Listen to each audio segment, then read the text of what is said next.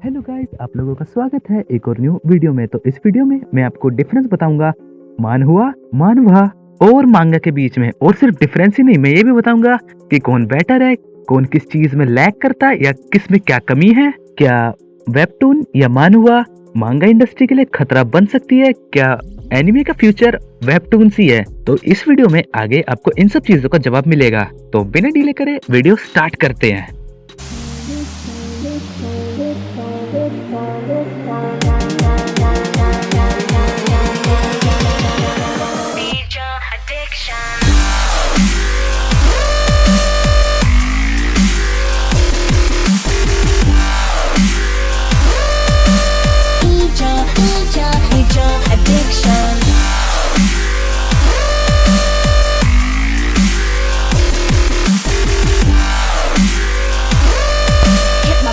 तो देखिए गाइस, सबसे पहले जो कि काफी सारे लोगों को पता होगी, ज्यादातर सभी को। अगर आपको नहीं पता तो कोई बात नहीं।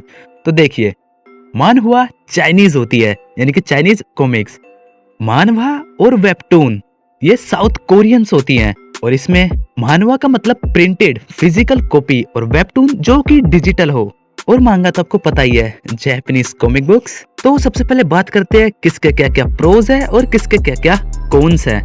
तो देखिए, तो इस वीडियो में मैं स्पेशली बात करूंगा मानहुआ की, जो कि साउथ कोरिया से है, और मांगास की। क्योंकि देखो, मानहुआ भी है जो कि चाइनीज है, लेकिन वो इतनी पॉपुलर नहीं है। बट वो है क्योंकि आप जैसे कि जानते हैं, वहाँ आर्टिस्ट अपने आप को इतना अच्छे से एक्सप्रेस नहीं कर पाते, और जिसकी वजह से हमें खाली चाइनीज में फैंटेसी, हिस्टोरिकल, ड्रामा और स्लाइस ऑफ लाइफ ऐसी ही स्टोरी देखने को मिलती है ज्यादातर। और वहीं दूसरी तरफ मांगा और वेबटून्स में, यानी कि मानहुआ में, हमें काफी सारी चीजें देखने को मिल जाती है, स्टोरीज भी और काफी सारे नए नए कॉन्सेप्ट्स भी। तो इसीलिए मैं बात करूंगा मानवा और मांगा की मेनली। तो देखिए, अब बात करते हैं कि दोनों के क्या क्या प्रोस और कॉन्स हैं। तो देखो यार, अगर आप एक वेबटून रीडर है तो आपको पता होगा कि वेबटून को पढ़ना काफी ज्यादा आसान होता है, बस अप टू डाउन। और जबकि मांगा को पढ़ना फर्स्ट टाइम थोड़ा सा हार्ड होता है, क्योंकि एक तो वो राइट टू लेफ्ट होती है और उसमें पैनल्स देखने में दिक्कत होती है। ये खुद मेरे साथ था, मुझे भी पहले मांगा पढ़नी नहीं आती थी, बट एक डोजिन पढ़नी तो उसके लिए सीख ली। हाँ। और सेकंड कि वेबटून्स कलरफुल होती हैं और मांगा ब्लैक एंड व्हाइट। तो देखो यार, ये कोई प्रो या कौन नहीं है, हाँ मैं जानता हूँ, अगर आप कलरफुल देखते तो आपको ज्यादा अच्छा लगता है, वाइब्रेंट कलर्स, कैरेक्टर्स वगैरह और काफी सारी चीजें। बट अगर मैं बात करूँ ब्लैक एंड व्हाइट, वही मांगा की असली पहचान है। ये देखिए, अब मैं आपको एक कलरफुल पेज दिखाता हूँ और एक ब्लैक एंड व्हाइट। आपको क्या लगता है, इनमें से ज्यादा डिटेल कौन सा लगता है? ब्लैक एंड व्हाइट, क्योंकि मांगा में डिटेल्स बहुत ही ज्यादा कमाल की होती है, क्योंकि वो ब्लैक एंड व्हाइट है, जबकि कलरफुल में ऐसा नहीं दिखता। नंबर 3, वेबटून्स फ्री हैं बट मांगा नहीं। अब जैसे कि अगर आपको कोई वेबटून पढ़नी हो, आप क्या करेंगे? सीधा प्ले स्टोर जाएंगे, लाइन वेबटून डाउनलोड करेंगे और रीड करने लग जाएंगे। लेकिन मांगा दूसरी तरफ काफी ज्यादा महंगी होती है और काफी जगह तो वो अवेलेबल भी नहीं होती। अगर होती है तो वो काफी ज्यादा महंगी होती है, जो कि अफोर्ड नहीं कर सकते काफी ज्यादा लोग, मेरे जैसे। खैर, number 4, variety of stories and concepts. तो देखो यार, हमें मांगा में बहुत ही सारे कॉन्सेप्ट्स, वैरायटीज वगैरह, बहुत ही सारी चीजें, यानी कि हर तरह की चीजें मिल जाएंगी। लेकिन वेबटून में ऐसा नहीं होता।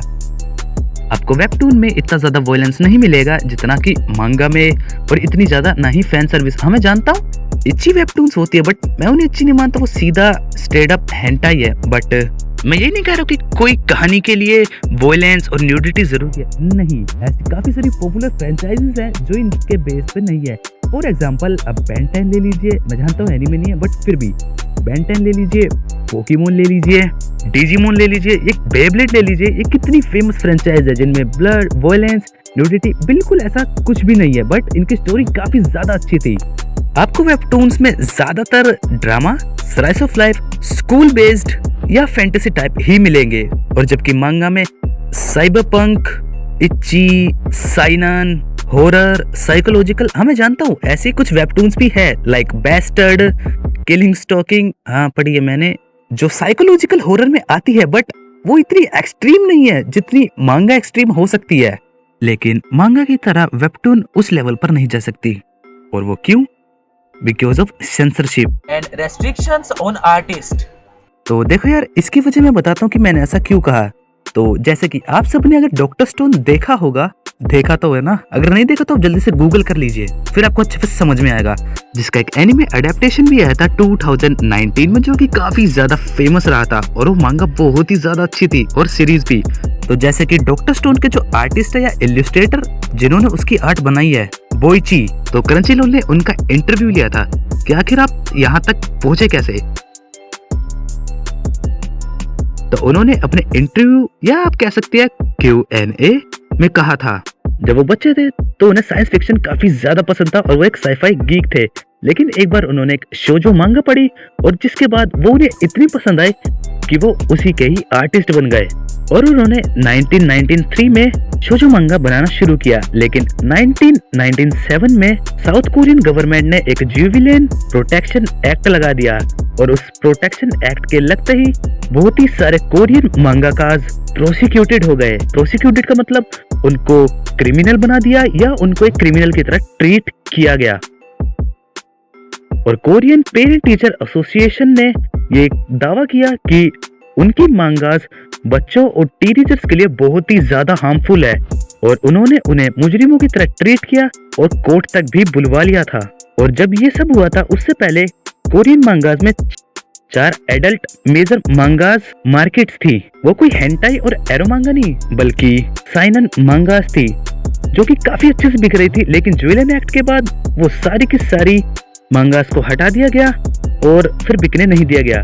और जब ये ला लगा था उसके बाद काफी सारे एडल्ट मांगाकास थे वो अपने आप को एक्सप्रेस नहीं कर पा रहे थे जुवेनाइल एक्ट की वजह से। और बुक स्टोर्स उन एडल्ट मांगास को नहीं रख रहा था और ना ही मैगजीन्स को। और इसी जुवेनाइल प्रोटेक्शन एक्ट ने 1997 के बाद पूरे के पूरे कोरियन मांगा इंडस्ट्री को बहुत ही ज्यादा नुकसान पहुंचाया और तब से कोरियन मांगास का डार्क एज शुरू हो गया।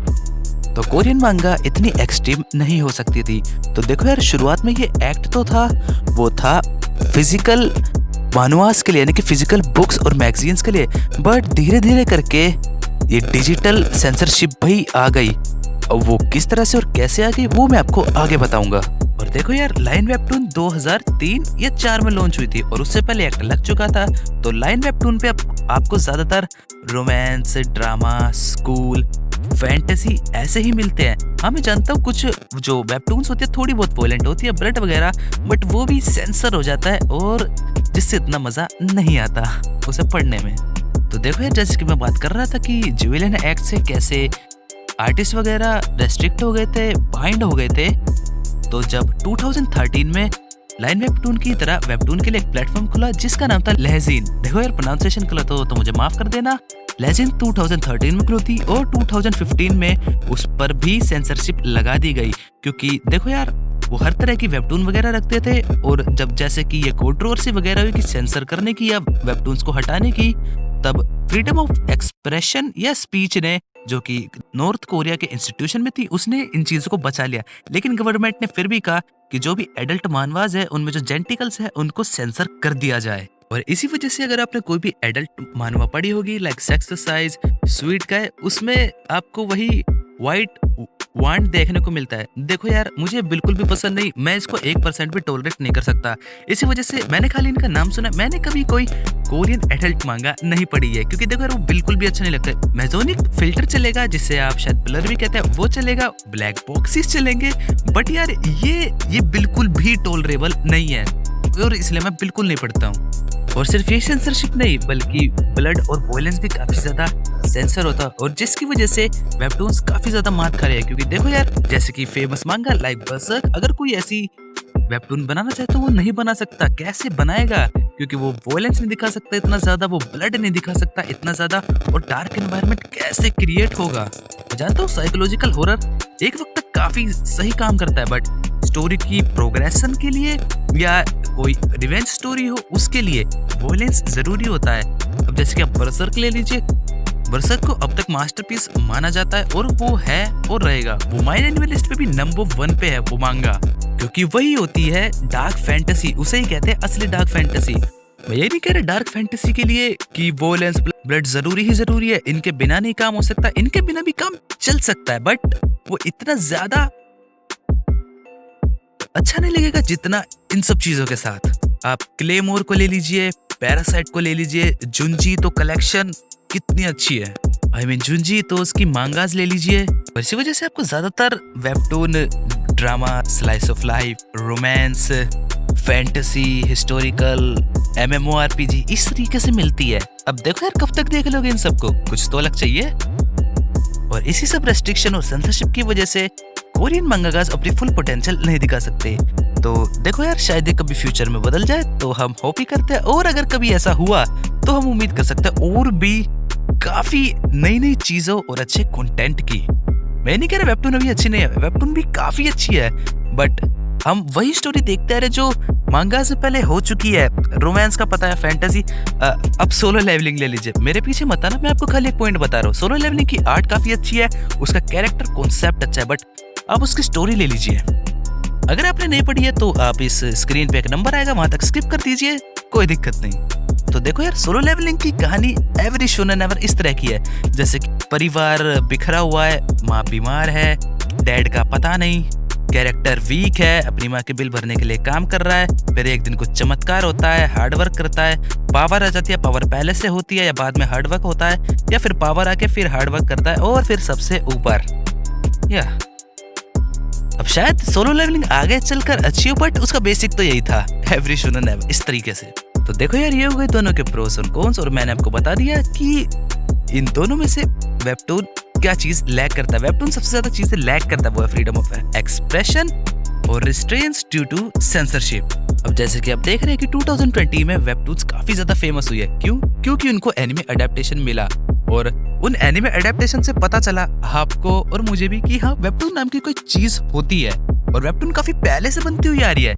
जैसे कि मैंने आपको पहले बताया था, 2003 या 4 में लाइन वेबटून स्टैब्लिश हुई थी, बट किसी को नहीं पता था। अब इन एनिमे अडेप्टेशंस की वजह से वेबटून फेमस हुई है, और मैं जानता हूँ क्योंकि अभी ये चीज नई नई आई है, तो काफी सारे लोगों को पसंद आएगी। क्यों? क्योंकि लोगों को नई चीजें पसंद होती है, colourful Korean culture, Korean words, Korean characters, यानी कि वो सब कुछ नया है। बट धीरे धीरे करके ये चीज भी नॉर्मलाइज हो जाएगी। जैसे कि पहली बार जब आपने एनीमे या कोई मांगा पढ़ी थी, आप कितना ज्यादा एक्साइटेड हुए थे कि मैं और चीजें पढ़ूंगा इस तरीके से, और नई नई चीजें खोजूंगा। ये भी बिल्कुल उसी तरह का, ये भी धीरे धीरे करके नॉर्मलाइज हो जाएगा। और इंडिया और बाकी सब कंट्रीज में भी वेबटून्स काफी ज्यादा फेमस हुई है। तो चलिए बात करते हैं, क्या वेबटून मांगा इंडस्ट्री के लिए खतरा है? क्या वेबटून मांगा इंडस्ट्री को टेक ओवर कर सकती है? और क्या एनिमे का फ्यूचर वेबटून है? तो देखो यार, इन तीनों सवालों का जवाब मैं आपको शॉर्ट में बता देता हूँ, नहीं। फिलहाल तो ऐसा कोई भी चांस नहीं है, बिल्कुल भी नहीं, कि वेबटून मांगा इंडस्ट्री के लिए खतरा बने या मांगा इंडस्ट्री वेबटून को टेक ओवर करने दे। अब मैं ऐसा क्यों कह रहा हूँ? आप जरा एक बार स्क्रीन पर देखिए, तो ये देखिए, जो कि ब्लू लाइन है वो है वेबटून, और जो रेड लाइन है वो है मांगा। ये डाटा मैंने गूगल ट्रेंड से लिया, तो आप गूगल ट्रेंड पे जाकर खुद चेक कर सकते हैं।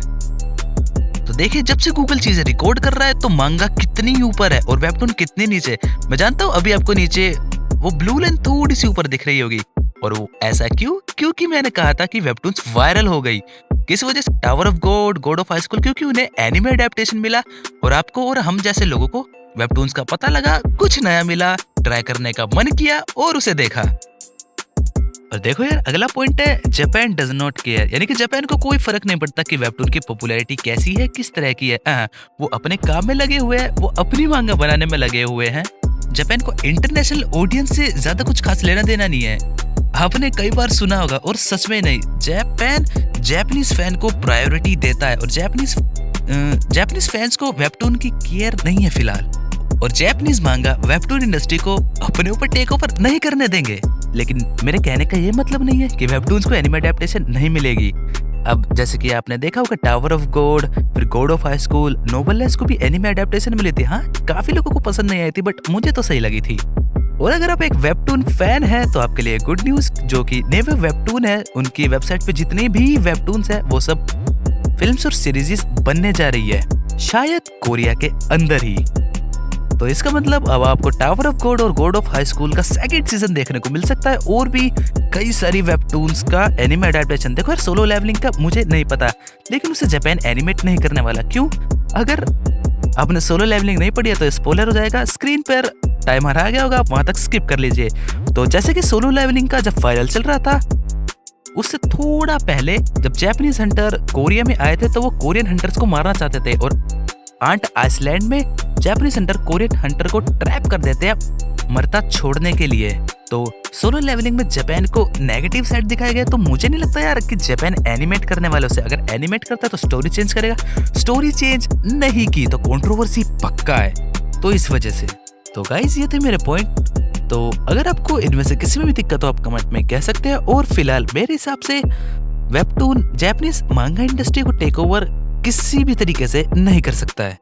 तो बात करते हैं कि बेटर कौन है, मानहुआ, महावा या मांगा। तो देखो यार सब अपनी अपनी जगह सही है, आपको जो पसंद है आप वो पढ़िए, बट मांगा में ज्यादा फ्रीडम होती है आर्टिस्ट को, उसमें ज्यादा वैरायटीज है, काफी कॉन्सेप्ट्स है और काफी सारी अनगिनत स्टोरीज। और अगर आपको तीनों पसंद है तो एक काफी अच्छी बात है, मुझे भी तीनों पसंद है। तो ट्रेंड से बाहर निकलकर थोड़ा सोचिए। तो इस वीडियो का कंक्लूजन है सब अपनी अपनी जगह सही है, आप कुछ भी पढ़िए, कोई आपको जज नहीं करेगा और नहीं करना चाहिए। अगर आप अपने ओपिनियन देना चाहते हैं तो आप कमेंट में लिख सकते हैं। तो मिलते हैं किसी और वीडियो में किसी और टॉपिक के साथ एनिमे रिलेटेड ही। साथे सायोनारा।